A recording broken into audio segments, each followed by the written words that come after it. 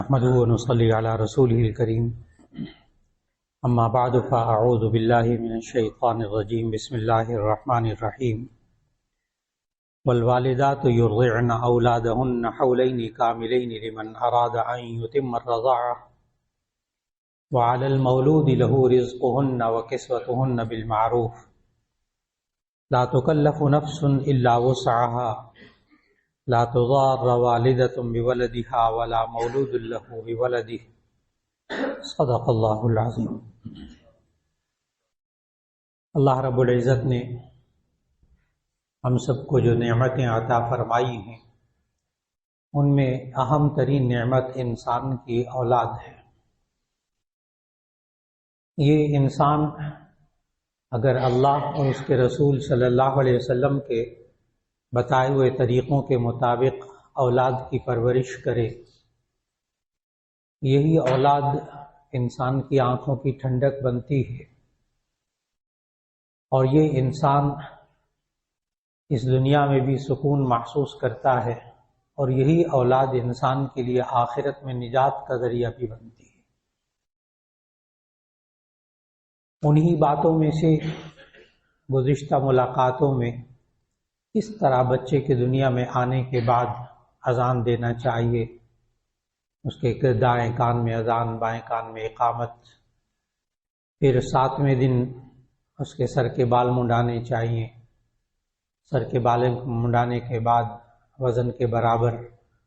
بالوں کے وزن کے برابر چاندی خیرات کرنی چاہیے،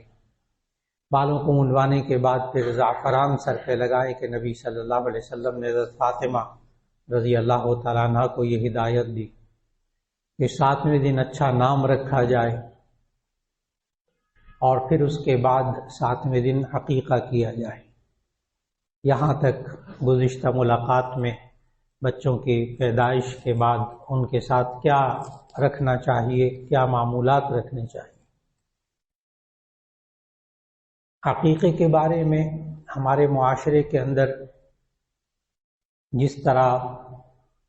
شادی میں، نکاح میں، ولیمے میں اور چیزوں میں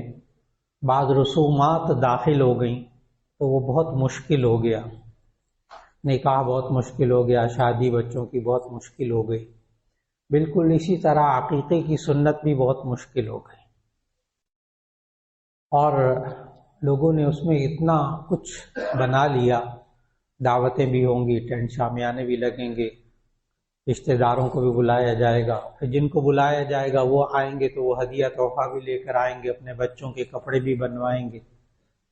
اور پورا خاندان جو ایک ایک شریک ہوگا وہ ہزاروں روپیہ ہر خاندان اپنے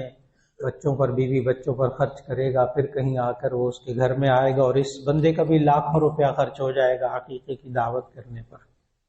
نتیجہ یہ ہوا کہ وہ عقیقہ آہستہ آہستہ معاشرے میں بہت کم ہوتا جا رہا ہے، حالانکہ نبی کریم صلی اللہ علیہ وسلم نے تو بہت آسان دین سمجھایا تھا، بہت آسان دین۔ یہ عقیقہ کہتے ہیں کہ اگر لڑکا ہو تو اس کی طرف سے 2 جانور ذبح کر لیں، لڑکی ہو تو اس کی طرف سے 1 جانور ذبح کر لیں، اور یہ 2 اور 1 کا جو تصور ہے وہ بھی نبی صلی اللہ علیہ وسلم نے اس کی بھی وضاحت اس وقت فرمائی کہ مدینہ کے جو یہود تھے وہ بھی عقیقہ کرتے تھے، لیکن لڑکے کی پیدائش پہ عقیقہ کرتے تھے اور لڑکی کی پیدائش کو منحوس سمجھتے تھے۔ اس پر بھی گزشتہ ملاقات میں خوب تفصیل سے بات ہوئی کہ لڑکیوں کی پیدائش کو برا نہیں سمجھنا چاہیے، اور ہمیں اپنے نوجوان بچے اور بچیوں کا ذہن بنانا چاہیے۔ لڑکیوں کی پیدائش پر بھی عقیقہ کیجیے، خوشی منائیے۔ تو نبی صلی اللہ علیہ وسلم یہود کی مخالفت میں کہا کہ آپ لڑکوں کے لیے 2 جانور ذبح کریں، لڑکی کے لیے 1 جانور ذبح کریں، اور صرف جانور کو ذبح کرنے سے عقیقہ ادا ہو جاتا ہے۔ عقیقے کی شرعی حیثیت ذہن میں رکھنی چاہیے، سنت غیر مؤکدہ، سنت غیر مؤکدہ، کر لیں تو ثواب، نہ کریں تو کوئی گناہ نہیں۔ اس پر بہت سوال ہوتا ہے کہ جی عقیقہ نہ کیا جائے تو کوئی گناہ تو نہیں ہوتا، تو اس کا جواب ہے کہ جی نہیں، گناہ نہیں ہوتا۔ نبی کریم صلی اللہ علیہ وسلم نے بس اتنی سی ہدایت دی، جانور ذبح ہو جائے عقیقہ ادا ہو جاتا ہے۔ اور جامع ترمذی میں حدیث کی کتاب میں اس کا فلسفہ بھی بتایا۔ فلسفہ کہتے ہیں کسی چیز کی حقیقت، تو اس عقیقے کی حقیقت بھی، فلسفہ بھی نبی صلی اللہ علیہ وسلم نے بتایا کہ الغلام مرتہن بعقیقتہ، بچہ جو ہے، غلام عربی میں لڑکے کو کہتے ہیں، جو بچہ ہوتا ہے یہ اس عقیقے کے بدلے میں رہن رکھا ہوا ہوتا ہے۔ جس طرح ہم کوئی چیز رہن رکھ دیتے ہیں، پیسے لے لیے کسی سے، زیور رکھوا دیا، گھر کے کاغذات رکھوا دیے، بعد میں ہم پیسے دیں گے تو ہم چھڑوائیں گے۔ تو نبی صلی اللہ علیہ وسلم نے فرمایا کہ یہ جو عقیقہ ہے اس کے بدلے میں وہ بچہ رہن رکھا ہوا ہوتا ہے، یعنی جب ہم عقیقہ کرتے ہیں تو اللہ تعالیٰ اس کو دنیا کی مصیبتوں سے، مشکلات سے، آفات سے اس کو بچا لیتا ہے۔ اور یہی سمجھ کر، سنت سمجھ کر عقیقہ کیا جائے۔ بعد میں اس کے گوشت کو تقسیم کر دیجئے، کچا گوشت تقسیم کر دیجئے، پکا کر تقسیم کر دیجئے، باہر صورت وہ عقیقہ ادا ہو جائے گا۔ تو عقیقہ صرف اتنا سا عمل ہے جس کو پھیلا کر آج اتنا بڑا بنا لیا کہ وہ مشکل ہو گیا اور لوگوں نے عقیقہ کرنا چھوڑ دیا۔ پھر نبی صلی اللہ علیہ وسلم نے عقیقے کے بارے میں ایک اور ہدایت دی، اور وہ یہ ہے کہ 7ویں دن عقیقہ کیا جائے۔ وہاں حدیث میں جو لفظ ہے وہ یہ نہیں ہے کہ 7 دن بعد عقیقہ کیا جائے، وہاں یوم السابع،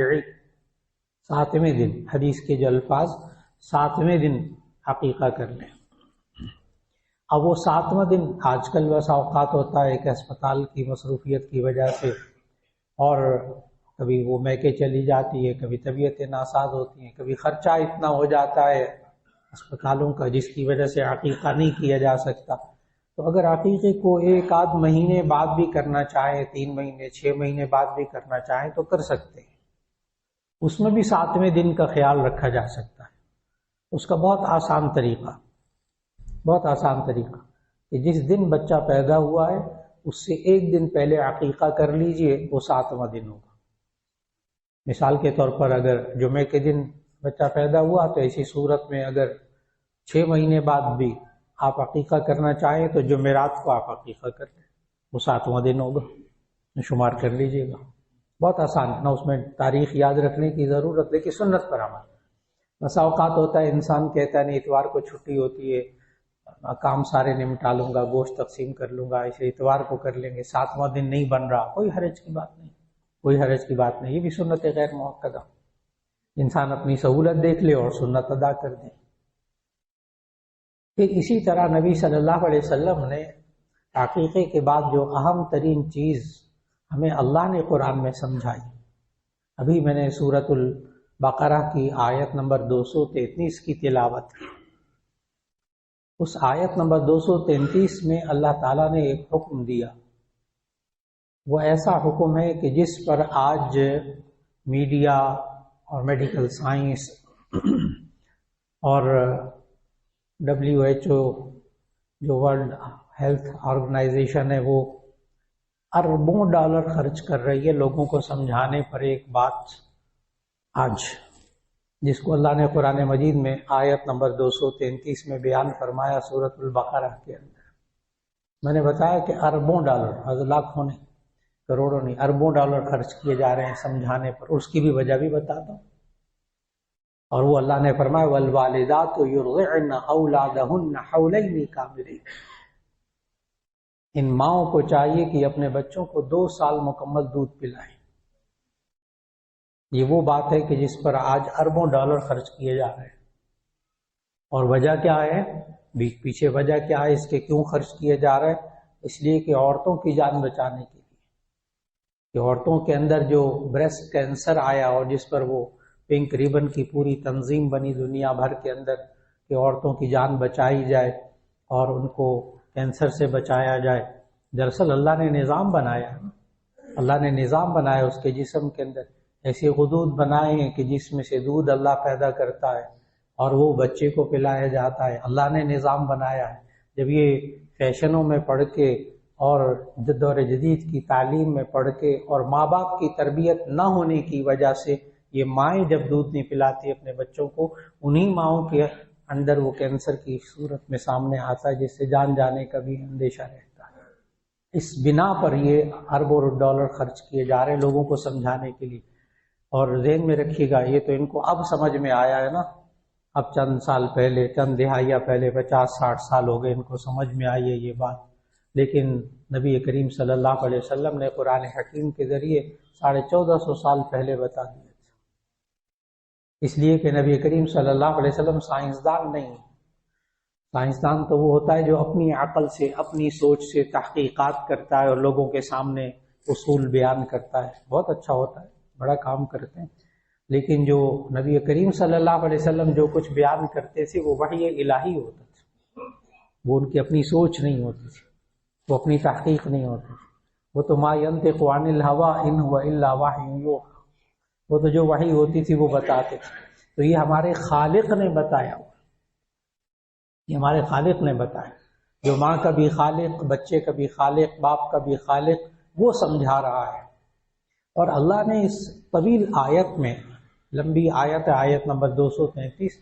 اس میں اللہ نے بڑی باریک باریک باتیں بتائیں۔ والوالدات یرضعن اولادہن حولین کاملین، کہ یہ مائیں اپنے بچوں کو 2 سال مکمل دودھ پلائیں۔ اس میں بہت سے حضرات سوال کرتے ہیں 2 سال یا 2.5 سال، تو اس کی بھی وجہ قرآن مجید کی آیات ہیں۔ دراصل سورۃ البقرہ کے اندر تو یہ 2 سال ہیں، والوالدات یرضعن اولادہن حولین کاملین، حول کہتے ہیں سال کو، حولین کاملین 2 سال مکمل دودھ پلائیں۔ لیکن سورۃ الاحقاف کے اندر، سورۃ الاحقاف کی آیت نمبر 15 کے اندر، وہاں وَحَمْلُهُ وَفِصَالُهُ 30 شہرا، کہ بچے کو دودھ چھڑانے کی مدت، حمل کی مدت 30 شہرا، 30 مہینے ہیں۔ جب آپ 30 مہینوں کے سال بنائیں گے تو وہ 2.5 سال بنے گے، 2.5 سال، 2 سال 6 مہینے۔ یہاں سے وہ فقہا کا اختلاف سامنے آتا ہے کہ 30 مہینے 2.5 سال دودھ پلانے کی مدت ہے یا 2 سال۔ اس کے لیے فقہا نے، بعض نے کہا کہ 2.5 سال مدت ہے، بعض نے کہا کہ نہیں، یہ بچے کا حمل اور دودھ چھڑانے کی دونوں مدتیں بیان ہوئی ہیں، لہذا دودھ پلانے کی مدت 2 سال کی ہے۔ لیکن احتیاط اسی میں ہے کہ آپ مائیں جو ہے نا وہ 2 سال دودھ کم از کم پلا لیں۔ اور پھر اللہ تعالیٰ نے آگے آیات میں فرمایا کہ والوالدات یرضعن اولادہن حولین کاملین لمن اراد ان یتم الرضاعہ، جو چاہے کہ وہ رضاعت کی مدت، دودھ پلانے کی مدت پوری کر دے۔ اور نبی کریم صلی اللہ علیہ وسلم کے اس دور کے اندر باقاعدہ اس بات کا اہتمام کیا جاتا تھا کہ تندرست خواتین بچوں کو دودھ پلائیں، اور اس کو ہماری اردو زبان میں انا کہتے ہیں، انا، دودھ پلانے والی خاتون، اور اس عربی زبان میں اس کو مرضعہ کہتے ہیں، مرضعہ، دودھ پلانے والی عورت۔ تو نبی کریم صلی اللہ علیہ وسلم جب پیدا ہوئے وہاں رواج تھا اس وقت، تو سیرت کی کتابوں میں آپ پڑھیے، بہت تفصیل سے وہاں لکھا ہوا ہے، جس کو میں مختصراً بیان کروں گا، کہ نبی کریم صلی اللہ علیہ وسلم جب دنیا میں تشریف لائے تو اس وقت جتنے مالدار گھرانے تھے ان کے بچوں کو تو مختلف خواتین دیہات میں لے گئی تھی، اور وہ ہوتی بھی مضافات میں، دیہات میں رہنے والی خواتین ہوتی تھیں جو بچوں کو لے جاتی تھی دودھ پلانے کی مدت میں۔ اور وجہ 2 وجہ ہوتی تھی، ایک تو یہ کہ وہ صحت مند خواتین ہوتی تھی، اس وقت کے شہری ماحول سے باہر ہوتی تھی، اور دوسرا اس وقت ارد گرد کے جو لوگ ہوتے تھے، خواتین ہوتی تھی، ان کی زبان عربی کی بہت فصیح ہوتی تھی، بہت عمدہ زبان ہوتی تھی ان کی بولنے میں، لہذا بچوں کو ان کے حوالے کیا جاتا تھا تاکہ ان کی زبان بہت اچھی ہو، ان کا بولنا، تلفظ بہت اچھا ہو۔ تو جب نبی کریم صلی اللہ علیہ وسلم پیدا ہوئے اس وقت وہ اس دور کے مکے میں جتنے بڑے بڑے گھر کی خواتین تھیں، ان سے، مالدار خواتین سے بچے لے گئے دودھ پلانے کے لیے، مختلف خواتین۔ جناب حلیمہ جب آئیں تو یہ خود بھی ان کے گھر کے اندر بڑی غربت تھی، اور نبی کریم صلی اللہ علیہ وسلم خود بھی یتیم پیدا ہوئے۔ 6 ماہ پہلے نبی صلی اللہ علیہ وسلم کے والد محترم انتقال کر گئے تھے، گھر میں اتنا مال نہیں تھا، اس وقت پیسہ نہیں تھا، تو جناب حلیمہ کہتی ہیں کہ مجھے اور تو کوئی مالدار گھرانے سے بچہ نہیں ملا، تو میں نے نبی کریم صلی اللہ علیہ وسلم کو گود میں لیا اور دودھ پلانے کے لے گئی۔ اس وقت وہ اپنے حالات بتاتی ہیں حضرت حلیمہ خود، وہ کہتی ہیں اس وقت حالات یہ تھے کہ ہمارے گھر میں بکریاں تھیں تو وہ بھی بیچاری خوراک نہ ملنے کی وجہ سے کمزور ہو چکی تھی، اور جو اونٹ تھے وہ بھی، اونٹنیاں تھیں وہ بھی کمزور ہو چکی ہوئی تھیں، اس لیے کہ ہمارے پاس بھی پیسہ اتنا نہیں تھا کہ ہم اس کی خوراک کا انتظام کرتے۔ جناب حلیمہ کہتی ہیں، سیرت نگاروں نے لکھا ہے کہ نبی کریم صلی اللہ علیہ وسلم کو جب وہ بچپن میں دودھ پلانے لے گئیں تو جب وہ لے گئیں تو ان کی اونٹنیاں بھی تر و تازہ ہو گئیں، اور ان کی بکریوں کو بھی دودھ آنے لگا، اونٹنیوں کو بھی دودھ آنے لگا، اور ان کی برکتیں گھر کے اندر ظاہر ہونے لگیں۔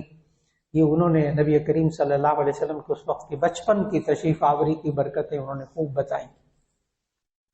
اور پھر اللہ تعالیٰ نے اسی سورہ بقرہ کی آیت 233 میں کچھ اور ہدایات بھی دیں جو آج بہت ضروری ہیں نوجوان بچوں اور بچیوں کو بتانا۔ ماں باپ آگاہ ہوں گے قرآن حکیم سے،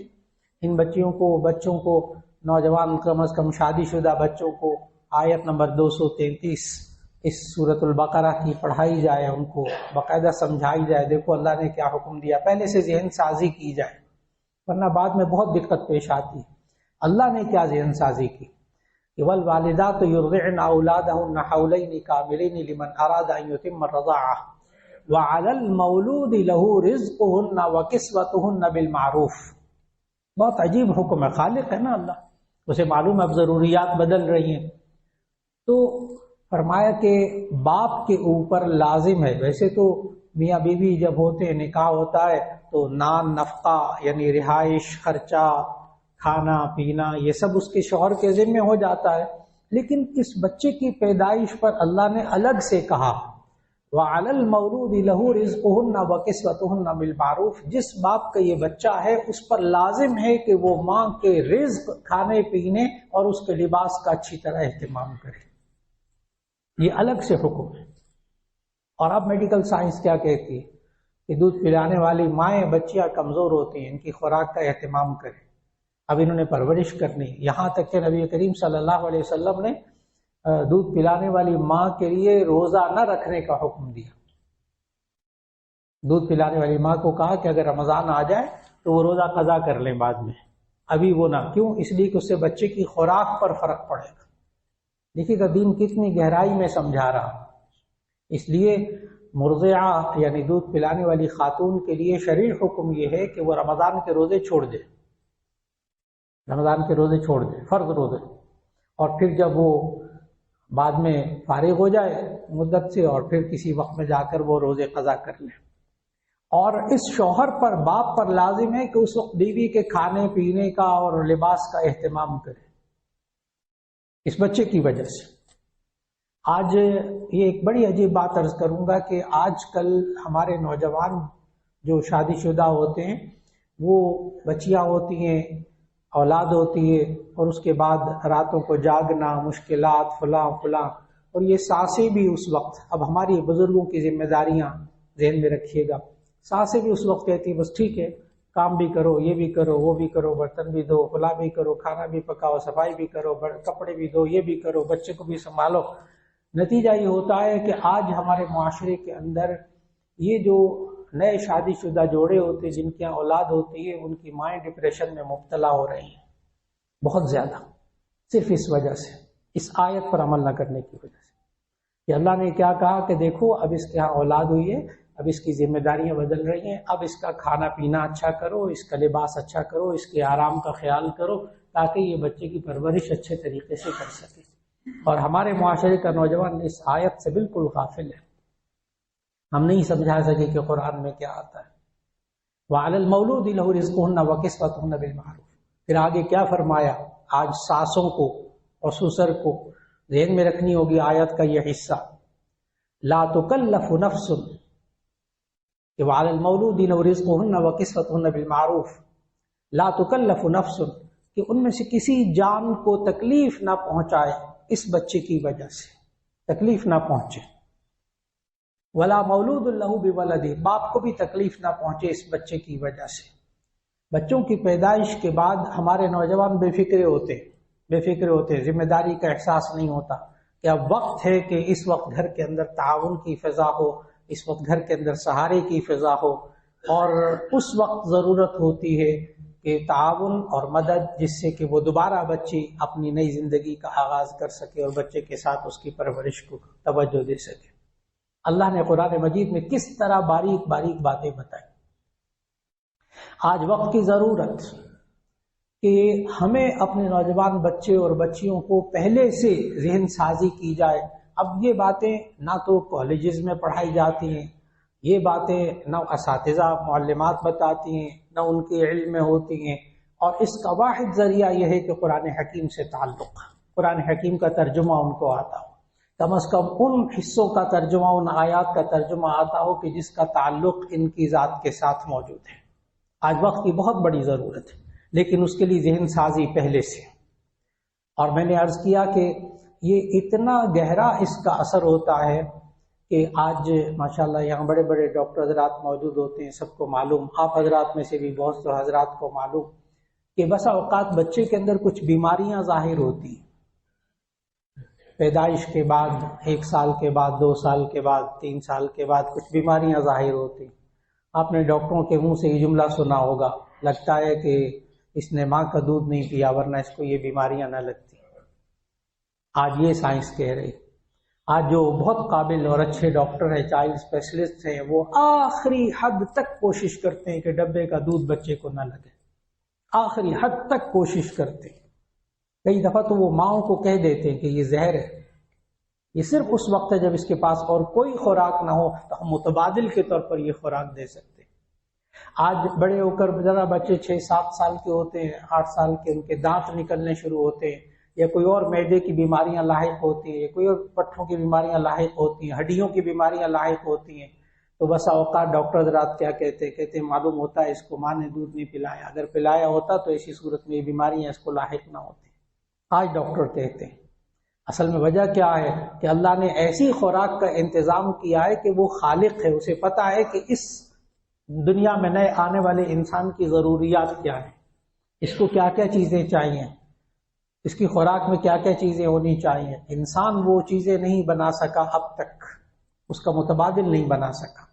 اور سب سے اہم بڑی بات جو آج دنیا میں سمجھائی جاتی ہے، اور وہ یہ ہے کہ کینسر سے بچنے کے لیے، خاص طور پر بریسٹ کینسر، چیسٹ کینسر سے بچنے کے لیے ماؤں کو ضروری ہے کہ والوالدات یرضعن اولادہن پر عمل کریں۔ اور اس کے لیے پھر میں عرض کروں گا، ہم بزرگوں کو کردار ادا کرنا پڑے گا،